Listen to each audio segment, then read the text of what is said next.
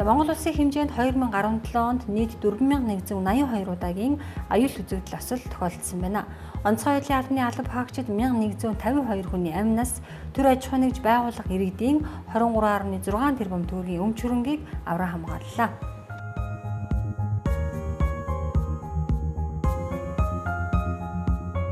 Үндэсний аюулгүй байдлын үзэл баримтал гамшигаас хамгаалах талаар төрөөс баримтлах бодлого, Монгол улсын батлан хамгаалахын бодлогын үндэс, батлан хамгаалахын багц хуулиуд, мөн дэлхийн доктортой хөгжлийг хангах, гамшигын эрсдлийг бууруулах чиглэлээр батлагдсан бодлогын баримт бичгүүдтэй уялдуулан гамшигаас хамгаалах менежмент үйл ажиллагааг зохицуулах, орчин цагийн гамшигаас хамгаалах тухай хуулийг шинжилэн боловсруулж, улсын хурлын 2017 оны 2 дугаар сарын 2-ны өдрийн хуралдаанаар хэлэлцүүлэн батлууллаа.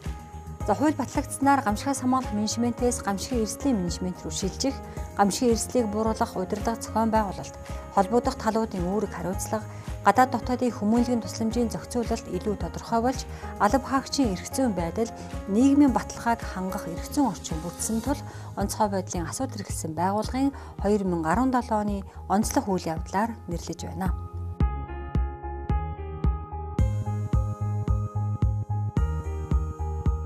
За иргэдэд төрийн үйлчлэгийг хүртээмжтэй хүргэх, гамшигын нөхцөл байдал үүссэн үед эрен хайх, аврах, хор уршиг арилгах арга хэмжээг түргэн шуурхай хэрэгжүүлэх зорилгоор онцгой байдлын байгууллагын салбар нэгжийг баруун, зүүн, өмнөд, хойд, Улаанбаатар гэсэн 5 бүсчилсэн хэлбэр шилжүүлж, бүсийн төвийн бүтэц зохион байгуулалтыг хийн удирдлагуудыг томиллоо. Гамшигаас хамгаалах удирдлага зохион байгуулалтыг бүсчилсэн хэлбэр шилжүүлснээр гамшигаас хамгаалах хууль тогтоомжийг хэрэгжүүлэх, онцгой байдлын асуудал эрхэлсэн байгууллага орон нутгийн гамшигаас хамгаалах чадварыг дээшлүүлэх, гамшигаас урьдчилан сэргийлэх, аврах, хор уршиг арилгах, хойш шишгүй сэргээн босгох арга хэмжээг бүсийн хэмжээнд нэгдмэл удирдлага зохион байгуулалтаар хангаж, шуурхай үр дүнтэй зохион байгуулах нөхцөлийг бүрдүүллээ.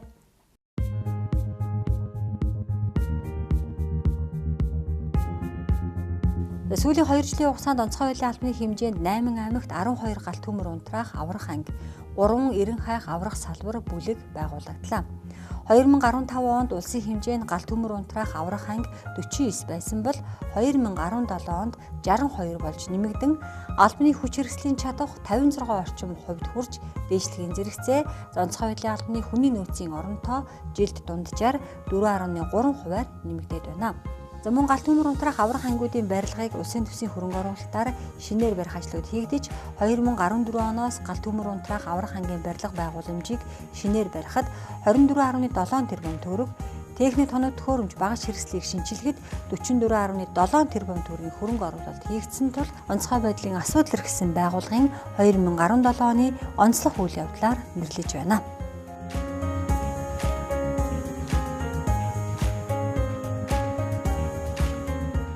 Онцгой байдлын асуудал эрхэлсэн байгууллага нь гамшигаас хамгаалах чиглэлээр 10 гаруй улс орон, дэлхийн хэмжээний болон бүс нутгийн олон улсын 20 гаруй байгууллагуудтай харилцаа хамтын ажиллагаатай ажиллаж байна. Аз намхан далайн бүс нутгийн хэмжээнд гамшигын эрсдлийг бууруулах чиглэлээр Монгол улс манлайлан ажиллаж байгаагийн томоохон илрэл нь Монгол улсын засгийн газраас нэгдсэн үндэсний байгууллагын гамшигын эрсдлийг бууруулах газартай хамтран ирэх 2018 оны 7 дугаар сард гамшигын эрсдлийг бууруулах Азийн сайд нарын 2 дугаар бах хурлыг Улаанбаатар хотноо зохион байгуулсан явдал юм а. Тус хурлыг амжилттай зохион байгуулснаар Монгол улс бүс нутгийн хэмжээнд гамшигын эрсдлийг бууруулах салбарт улс орныг манлайлан оролцох, найдвартай түнш болж чадхаа харуулах томоохон алхмыг тавих юм а.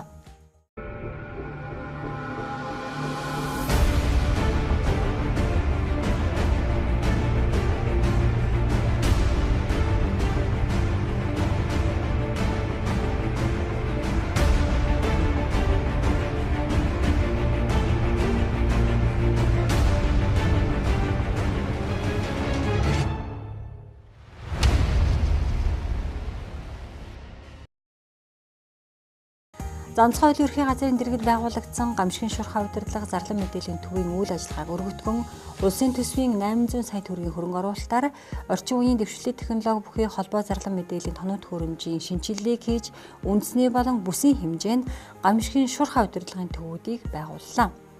Тус төвийг ашиглалтанд оруулснаар онцгой байдлын асуудал гэсэн байгууллагын хэмжээнд анх удаа гамшигын үеийн удирдлага хяналтын хамгийн том системийг нэвтрүүлж бүх төрлийн холбоо мэдээллийн сүлжээ нэгдсэн удирдлагаар хангах, мэдээллийг нэгэн зэрэг хүлээн авч боловсруулах хянах боломжийг бүрдүүллээ.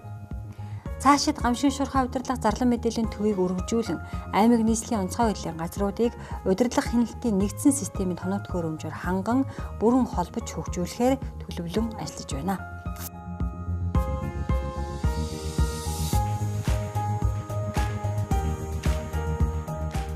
Онцгой байдлын албаны эрен хайх аврах ажиллагааны чадварыг дээшлүүлэх, хот доторх эрен хайх аврах баг байгуулах зорилгоор эрэлж нохой албыг байгууллаа. Эрэлж нохой албанд 7 алба хаагч 10 нохойтойгоор үйл ажиллагаагаа явуулж байна. Онцгой байдлын албанд эрэлж нохой албатай болсноор албаны бэлтгэл бэлэн байдал, аврагчдын аюулгүй байдлыг хангах, тэдний ажлыг хөнгөвчлөх, эрен хайх ажиллагааг шуурхай явуулах, эрлийн ажиллагаанд ашигладаг өндөр өртөг бүхий тоног хөрөмжийн зардлыг хэмнэх давуу талтай юм а. За нохой нь аврагчийн бүтэн хоногт хийх эрлийн ажлыг 2-4 цагт гүйцэтгэх чадвартай төдийгүй үнэрлэх чадвар нь хүнийхээс 10 дахин илүү байдаг байна.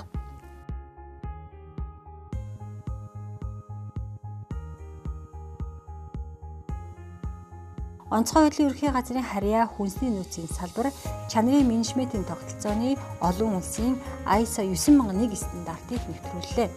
Олон улсын стандартыг үйл ажиллагаанд нэвтрүүлснээр улсын нөөцийн параметралыг нөхөн бүрдүүлэх, сэлгэн шинжлэх, хадгалан хамгаалах, тээвэрлэн хүргэх үйл ажиллагаа олон улсын жишигт хүрсэн албан ёсны гэрчилгээтэй болж байгаа төдийгүй төр захиргааны болон засгийн газрын агентлагууд дотроос анхдагч байгууллага болсон юм а. Мөн тус салбар агуулгын удирдлагын системийг үйл ажиллагаанд анх удаа нэвтрүүлж улсын нөөцийн параметралын хадгалалт, хамгаалалт, чанар, аюулгүй байдлыг хангах зорилгоор улсын нөөцийн нэгдсэн лабораторийг байгууллаа.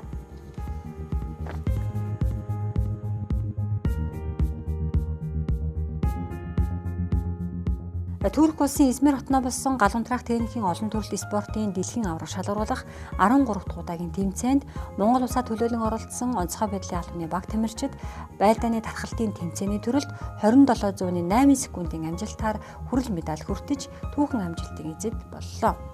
Энэхүү амжилт нь онцгой байдлын асуудал хэрэгсэн байгууллагын түүхэнд дэлхийн аврах шалгаруулалт тэмцээнээс хүртэж байгаа анхны медаль төдийгүй Монгол улсын галуун трак техникийн олон төрлийн спортын энэ төрлийн тэмцээний дээд амжилтыг шинжилэн тогтоосноороо онцгой байдлын асуудал хэрэгсэн байгууллагын 2017 оны онцлог үйл явдлаар нэрлэж байна.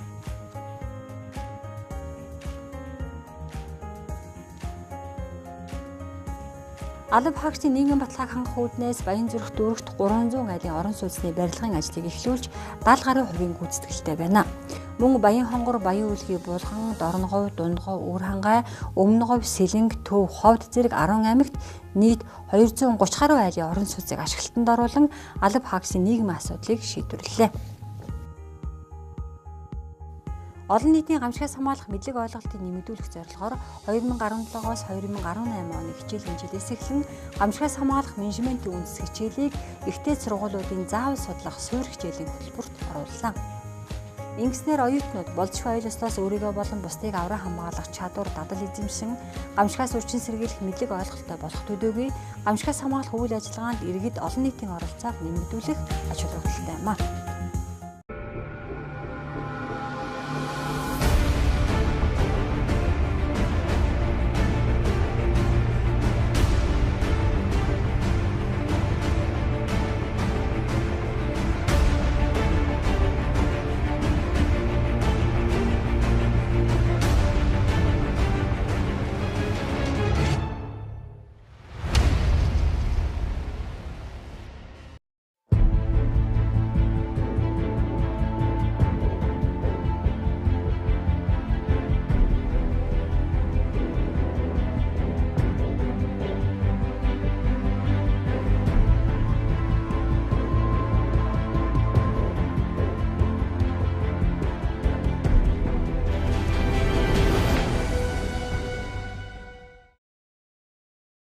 Яагаад баталгаагүй одоо пиротын хэрэгсэл байг гэдэг нь жишээ нь хэлээ л да.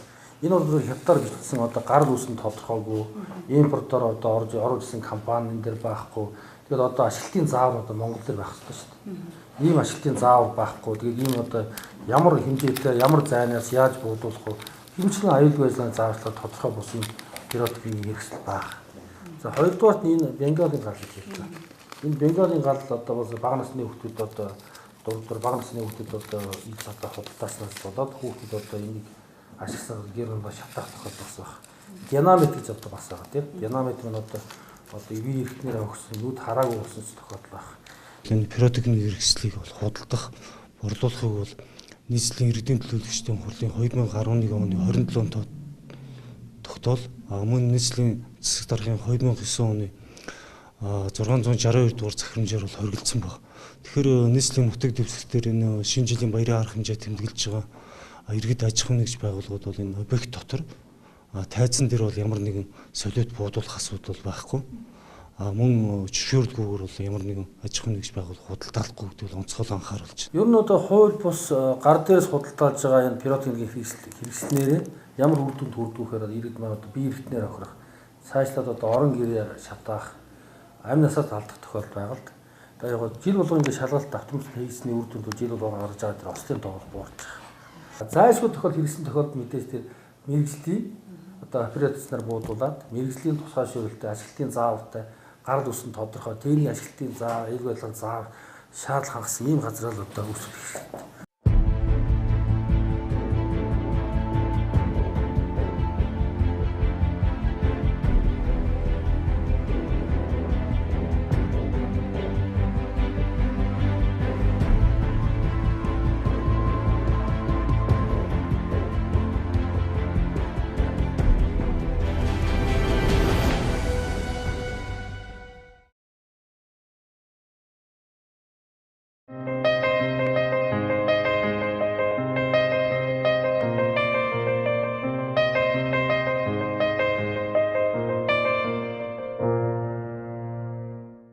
Дугаар 10 хоногийн дунд болон сарынхаа сүүлчийн хоногудад ялангуяа баруун болон төв зүүн аймагуудын зарим газараар бага зэргийн цас орж ихэнх нутгаар бол явган шуургатай байх юм аа.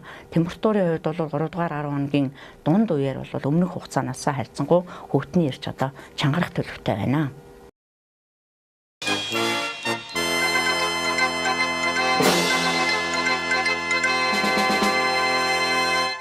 Онцлогдох шинэ жилийн баяр амралтын өдрүүдэд хүүтний ирж буурах төлөвтэй байгаа хэдий ч иргэд шинэ жилийн баяраар архи согтруулах ундаа хэтрүүлэн хэрэглэхгүй байж хөл гараа хайрч хөлдөөх, даарч осгох, цаашлаад амь насаа алдах болцсошгүй аюулаас өрчлөн сэргийлэхийг онцгой бодлын ерөнхий газраас анхааруулж байна.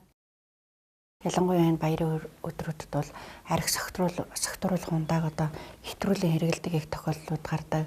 За баяр төхөөд 27-28 гэдэг он гарахын хавцаа орон нутгуудад энэ чиглэлийн холбогдолтой одоо баяр тэмдэглэх үйл ажиллагааг иргэд маань өөрсдөө тэмдэглэдэг. За энэ үеэр орон нутагт одоо бензин шатгууныхаа бэлэн байдлыг хангадгүй явдаг, шатгууны нөөцгөөгөр ойрхон цамд явна гэдээ одоо осолт өртөх тохиолдлууд гардаг. За эцэгчүүд маань бага насны хүүхдийг хараа хяналтгүй орхидог. Ялангуяа баяр тэмдэглэх үеэр 2-3 насны 4-5 настай хүүхдүүдээ гэртээ цаашлаад баярт яваад ирэхтэн хүүхдүүд гаалт өрцөн тохиолдлууд өмнөх жилүүдэд бас юм гарч исэн. Тэгэхээр энэ дээр эцэгчүүд маань маш сайн анхаарах хэрэгтэй. Эрхэм та анхаараарай. Цахилгааны болон галын аюулгүй байдлыг хангах нь энгийн дадлаас эхэлнэ. Гэмтэлтэй залгуур, унтраалга, олон залгаастай оруулгын утсаа шинжлэх, цахилгаан хэрэгслээ залгуураар нь салгаж хэвших, тоодуурын хайрцагнаас гэр орон сууц руу орсон утсыг тогтмол шалгах, үйлдвэрийн баталгаа гэрчилгээтэй халаагуур сонгох, гэр орон сууцны дотоод холболтыг мэрэгжлийн хүнээр хийлгэх, эсвэл зөвлөгөө авах нь болцсошгүй эрсдлээс хамгаална. Онцгой байдлын ерөнхий газар Улаанбаатар цахилгаан түгээх сүлжээ төрийн өмчит хувьцаат компани.